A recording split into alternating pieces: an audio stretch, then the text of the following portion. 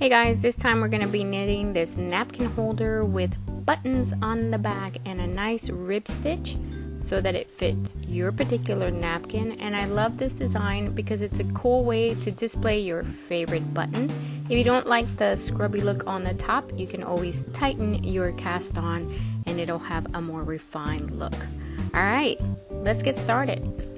Be sure to check the video description or website post for a list of supplies and more information. Thank you to Promise Learning and Shanti Styled Me for covering the cost of closed captioning.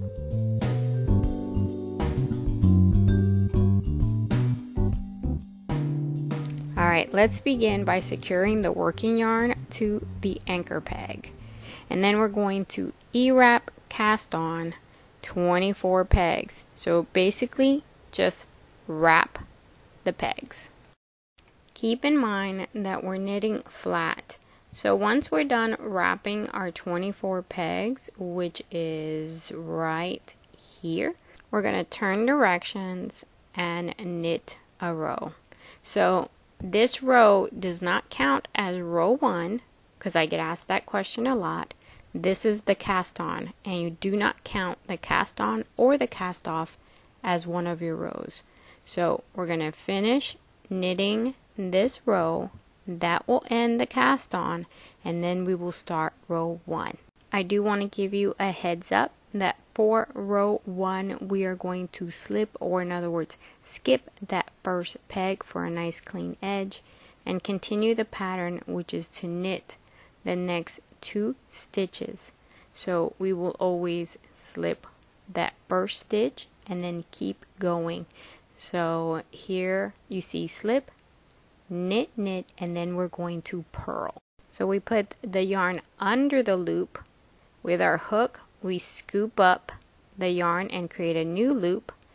Take the old loop off and then put the new loop on the peg, and it always ends up being way too big, so we pull the working yarn in order to tighten it, and then we continue the pattern, which now calls for 3 knits and 1 purl. We're going to do this combination of 3 knits, and by the way 3 U-wrap knit stitches, and then 1 purl until we get to the last 4 stitches of the loom. So as you can see, I did 3 knits, here's a purl, and now I'm going to do 3 knits again and a purl, and guess what I'm doing next? One more time, 3 knits, 1, 2, 3, and a purl, and 3 more knits and a purl.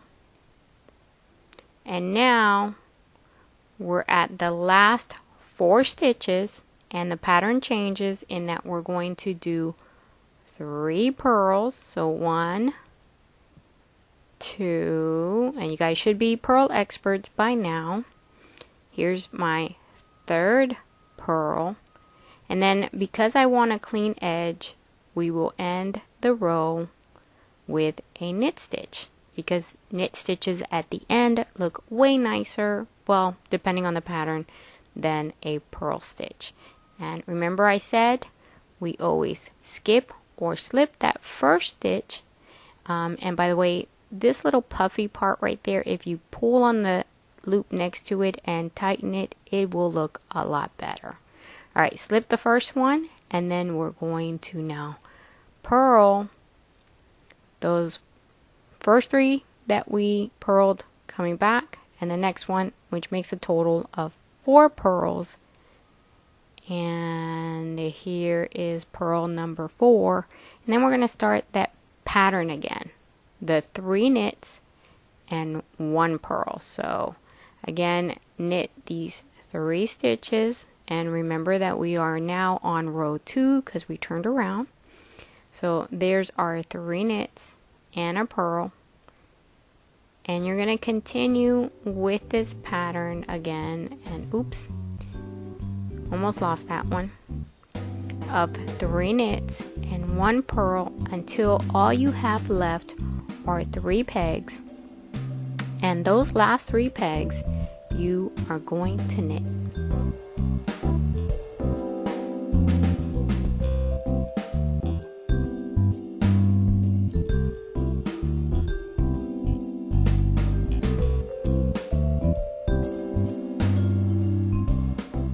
And here are your last 3 knit stitches for your last 3 pegs.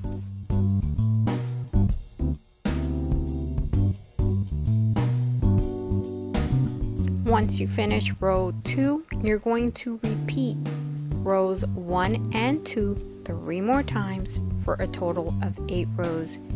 And then you're going to go to row 9, which is a repeat of row 1, in order to then come to row 10, where you're going to slip your first stitch, and if necessary, correct that little bumpy thing right there by pulling on the loop next to it. That will tighten it up and make it look nice.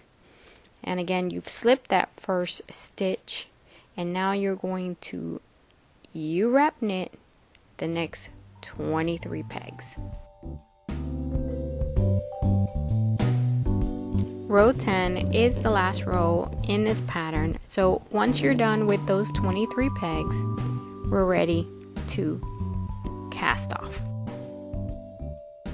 We're going to be using the modified version of the basic bind off, and this is worked over 2 pegs. So we'll start with going to peg 2 that we're going to wrap and knit off. And this is your basic bind off. Remove the loop and move it to peg 1, tighten your loop, knit off your peg, and move that loop over to the second peg.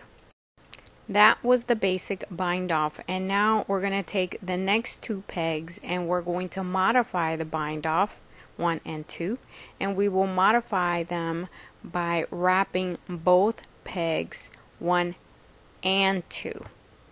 Now we're going to knit off, and then we're going to take the loop off of peg 2 and we're going to move it to peg 1. You're then going to tighten that loop, knit off your peg, and take the loop from peg 1 over to peg 2 and tighten the loop. Now you have new pegs 1 and 2, and this time you're going back to the basics, so you're going to wrap only peg 2, knit off, take the loop off of peg 2 and put it on peg 1.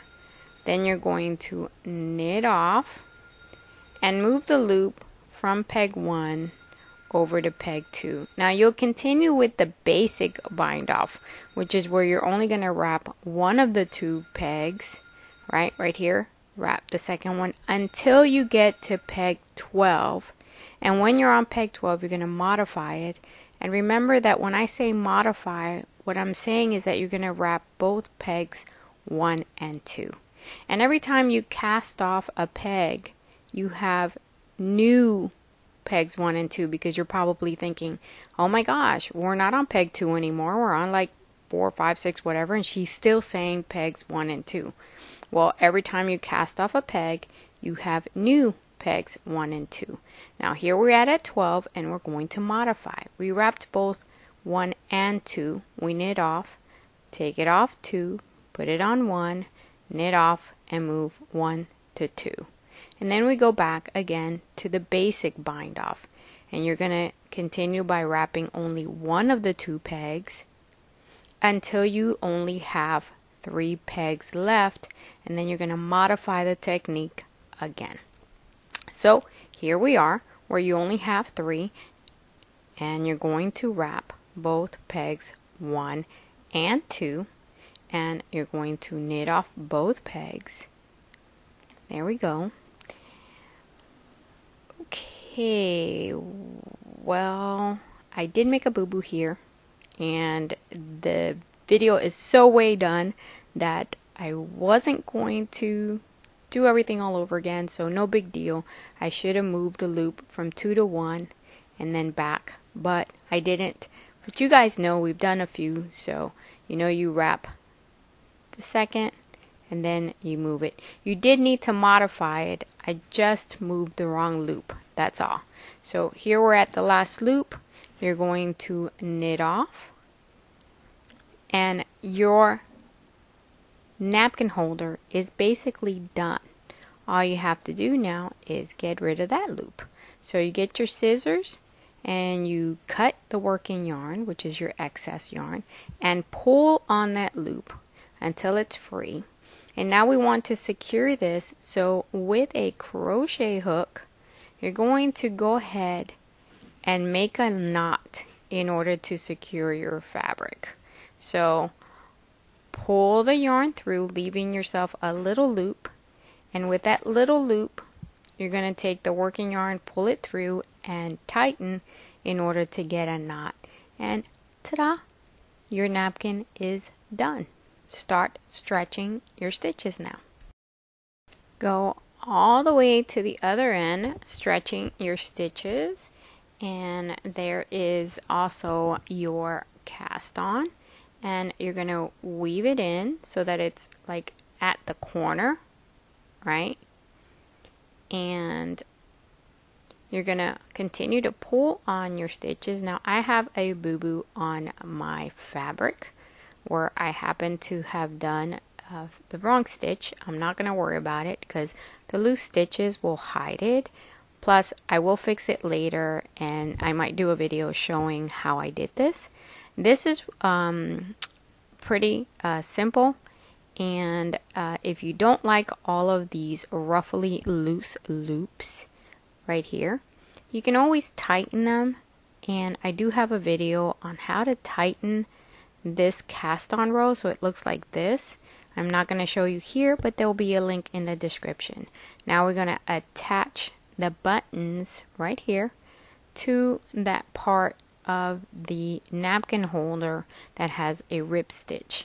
The other side is your purl stitches, and we did that because they're nice and open, and they will work as buttonholes without you having to knit a buttonhole, because I hate to knit buttonholes. I'm sure you do too. This way all of that purl section will work as a button, and the rib fabric allows it to stretch. That's what makes it nice and flexible. Along with the link on how to tighten your loose loops, I'll also give you one on how to make a thread that matches your yarn in order to sew your buttons. I also wanted to share with you guys how I attach buttons that don't have buttonholes and I don't want to sew them. This button is actually a shank button. So what I did was just take the clip off the card and clipped the button to the napkin holder.